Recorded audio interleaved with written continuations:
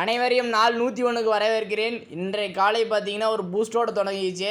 அப்புறம் நம்ம நண்பர் வந்து நமக்கு சுண்டல் வாங்கிட்டு வந்திருந்தாரு. அதை சாப்பிட்டு ஒரு 5 முட்டை வேவிச்சேன். 5 முட்டையில் 3 முட்டை முழு முட்டை, 2 முட்டை கரு இல்லாமல் சாப்பிட்டேன். ஃப்ரீயாக இருக்க டைமில் ஒரு ஏலக்காய் டீ போட்டேன், சுகர் இல்லாமல். சூப்பராக இருந்துச்சு. தோழர் வீட்டில் இருந்து மீன் குழம்பும் மீனும் வந்துச்சு, அதோட சட்னி இருந்துச்சு, அதை சாப்பிட்டேன். ரொம்ப நேரம் உறக்கத்துக்கு அப்புறம் ஒரு 200 புஷ்அப்ஸ் 50-50 பிரித்து போட்டேன். கை வலி தாங்கலை. மோஸ்ட் ஃபேவரட் பார்ட் இதுதான் எனக்கு.